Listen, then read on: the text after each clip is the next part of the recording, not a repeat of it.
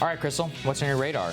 Well, NBC News Think contributor Kurt Bardella apparently had his precious feelings hurt on Twitter and dashed off a huffy diatribe against Bernie Sanders and his so-called Bernie Bros. In a piece titled, "Trump's MAGA supporters and Twitter Bernie Bros have this ugly tactic in common," Bardella makes the not at all exhausted and factually bankrupt case that Bernie's followers are toxic and that the candidate needs to relentlessly police his followers. Quote, "Calling for civility and respectful dialogue requires more than the occasional comment. It will take vigilant admonition." Now, who is Kurt Bardella, you may wonder? Well, glad you asked. He's a former Darrell Issa aide and spokesperson for Breitbart, who now claims to be a Democrat. Naturally, former Breitbart spokespeople are apparently more palatable to NBC News than actual leftists. All right, folks, let's have Mr. Bardella make his case here. Quote, "In my personal experience, these bros are almost overwhelmingly white men." Let me just pause you right there. Important subtext of this whole dumb piece is that it's all toxic young white men bullying women and people of color. What I love about this narrative is that it is completely fact-free. NBC allows him to just ascribe it to his own personal experience. He also asserts repeatedly, without data to back it up, that the target of this bullying is women and people of color. Please keep in mind that of all the candidates, Bernie's coalition is either the most or the second most diverse, depending on the poll. He thinks that the propaganda skills Mr. Bardella learned at Breitbart are doing an awful lot of work here with this oppression narrative. Kudos, though, to NBC for having such low standards as to publish such a shallow, unoriginal bit of inconsequential drivel. But wait, there's more. Bardella continues that, like Trump supporters, Bernie Bros have a desire to put me in my place. Disturbingly, there are times when you really can't distinguish between the tone and tactics of Trump's MAGA nation and Sanders Bros. Indeed, racism and sexism from the cult of Trump is pretty much expected at this point. After all, they are taking cues from their leader. But in the case of Sanders supporters and anyone claiming to be a progressive, this type of toxicity should not be tolerated. All right, so he makes the claim here that the alleged racism and sexism of Sanders supporters is akin to that of Trump supporters, an incendiary charge to be sure, especially to make up the most progressive campaign in the field. So here's the evidence that Bardella uses to back it up. Oh wait, there isn't any. The only evidence of supposedly bad behavior that he even bothers to cite is the hashtag refund Warren and hashtag never Warren that trended on Twitter after the Warren campaign's nasty personal smear of Bernie Sanders. So to be clear, Warren is allowed to leak and embellish the contents of a personal conversation in an effort to destroy her supposed friend, but Bernie supporters aren't allowed to be outraged about it. They should just shut up and take it, or else they're just like Trump. That leads me to another important point made by this vital and consequential think piece. Bardella writes, "For writers and commentators like me, sometimes we have to weigh whether or not it's even worth writing something that could incur the wrath of a political figure's devout following."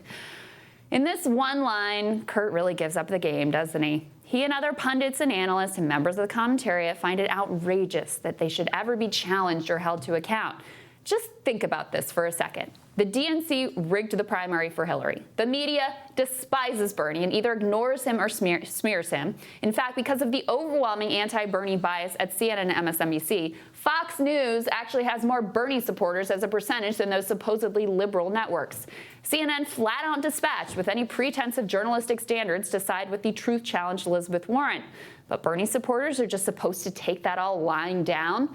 Remember, social media is one of the only places that neoliberal gatekeepers can't control, which is why it is so important to anti-establishment candidates like Bernie, like Tulsi, and like Andrew Yang. But if their supporters dare to get mad about this blatantly biased and outrageous treatment at all, then they're smeared as toxic and anti-progressive. They're allowed to smear your candidate, but you are not allowed to fight back. And sure enough, CBS News picked up the ball from NBC, once again asking Sanders in an interview to apologize for his supporters. Sanders responded, "I appeal to my supporters, please engage in civil discourse. And by the way, we're not the only campaign that does it. Other people act that way as well. I would appeal to everybody, have a debate on the issues. We can disagree with each other without being disagreeable, without being hateful. That is not what American politics should be about." Now, obviously, no other candidate is ever held to account for their supporters' behavior. Here's the thing. Given that Bernie's coalition is disproportionately people of color, this whole Bernie Bro narrative has increasingly become the opposite of the anti-racism crusade that it masquerades as. Has Mr. Bardella or any of the other people perpetuating this bogus narrative stopped to consider whether it might be problematic to ask a candidate to police their young black and brown supporters? Let's get these hoodlums under control. But really, at the end of the day, the true outrage of this kind of shallow civility politics is that it privileges a conversation about manners and cordiality over the substance of the real lives that are at stake. This is intentional, by the way. It's a way of maintaining the status quo by painting a change candidate as toxic because of the passion of their support. You know what, though, Kurt? You're right. People are mad and emotional. They're mad about getting fired from their job because they committed the sin of having a sick kid. They're mad about going bankrupt for medical bills. They're mad about being one broken down car away from financial ruin. They're mad that our government has been bought by billionaires who hog up everything for themselves. And if that righteous anger sometimes gets a little too vociferous for your taste, well, that's just too bad. Lord, let the people of this nation live to see the day when their greatest concern is seeing someone tweet a snake emoji. So appropriate as we watch, like, just the complete unfairness of, on the one hand, Sanders is supposed to be held to account for everything that's off color or bad that his supporters ever tweet. On the other hand, you see Hillary can go out and just smear him as no one likes him, and I don't even know if I'd support him if he was the nominee, et cetera, et cetera, et cetera. I mean, it's just so hypocritical all the way around. These people are such losers. Like, all they want is to not get some mean replies to their tweets. Like, grow up. It's like you said, whenever people are... Social media is important because it's the level playing field. Everybody can tweet the same as anybody else with the same character restrictions. That's why it matters. They can't write stupid op-eds at NBC News Think, whoever reads that one. I read it, apparently. Yeah, apparently read it. But it's like the main thing about this idiocy around, like, Bernie Bros and getting attacked, and all of this is about policing language, and it's about policing dissent, which is that what they want is to make it so that you cannot criticize them because they are always correct. They are the ones who know exactly what to say, what to think, how to think, and if you don't listen to them, then you're a racist or you're a sexist or whatever, and that if you happen to support another candidate, then that candidate, I mean, frankly, he shouldn't even be telling his supporters to calm down. I'd be like, speed it up, keep going. Anybody out there who's parroting, whatever, he can call it industry talking points, roast them. That's what should be happening. Because when people say something stupid, they deserve to get called out. And these are the same people who are like, we need free speech and like all this other stuff. They want to be able to smear him, dismiss him, lie about him, attribute his best quotes to other candidates. And this is not just all of the anti-establishment candidates. Yeah, it happens. They want to be able to do that free and clear without you being able to push back on them